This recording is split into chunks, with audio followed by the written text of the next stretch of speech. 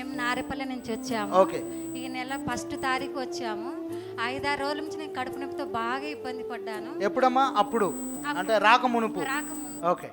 బాధపడ్డాను. ఒక సిస్టర్ చెప్పింది ఇక్కడికి రమ్మని. ఓకే. వచ్చినప్పుడు నేను కడుపు నొప్పి నన్ను ఈరోజు ఇప్పుడు ఇక్కడనే తీసేయాలని దేవుని అడిగినప్పుడు ఇక్కడ ప్లేస్ లేదు, బయట కూర్చున్నాను. అమ్మగారు వచ్చి నేను అస్సలు ఎప్పుడు ఫస్ట్ టైం రాలేదు. ఫస్ట్ టైం అమ్మ నన్ను వచ్చి ఎవరిని తాకలేదు.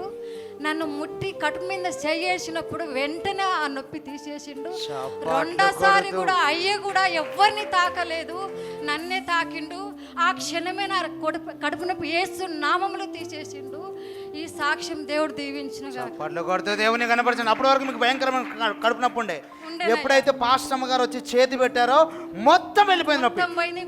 రెండోసారి మీరు కూడా నన్ను దర్శిండ్రయ్యా. ఫస్ట్ మీరే నన్ను దర్శించారు. నన్ను ఫస్ట్ నన్నే తాకిండ్రయ్యా.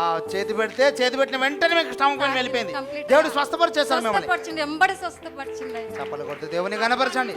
ఇప్పటి వరకు ఎలాంటి నొప్పి లేదు, ఎలాంటి బాధ లేదు, సంతోషంగా ఉన్నాను. చప్పట్లు కొడుతూ దేవునికి గనపరచండి. హల్లెలూయా. దేవునికి మహిమ కలుగును గాక.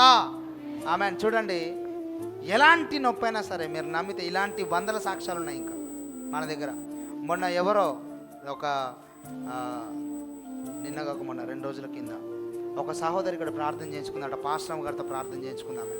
ఆమె ప్రార్థన చేయించుకుంది. ఆమెకు పిల్లలు లేరట. జస్ట్ ప్రేయర్ లైన్లో వచ్చి అట్లా పాస్టర్ గారు నెత్తి మీద చేయబట్టగానే ప్రార్థన చేయగానే ఆమె అదే నెలలో కన్సీవ్ అయిందట. ఇది సంవత్సరం కింద జరిగిన విషయము. నిన్న 2 రోజుల కింద ఆ బిడ్డకు 2 ట్విన్స్ పుట్టారట. 2 బాబులే. చూడండి, నా ద్వారా జరిగే కార్యాల కంటే పాస్టమ్మ గారి ద్వారా దేవుడు అద్భుతాలు జరిగిస్తున్నాడు. చప్పట్లు కొడుతూ దేవుని గణపరచండి. హల్లెలూయా. సో మీకు అప్పటి నుంచి ఇప్పుడు వరకు పెయిన్ లేదు కదమ్మా? ఏం లేదయ్యా. అప్పటి నుంచి అప్పుడు వెంటనే తగ్గిపోయింది. మీరు ఇద్దరు దర్శించిండ్రు, నాకు అప్పటికప్పుడే స్వస్థత అయింది. చప్పట్లు కొడుతూ దేవుని గణపరచండి. దేవునికి మహిమ కలుగాక.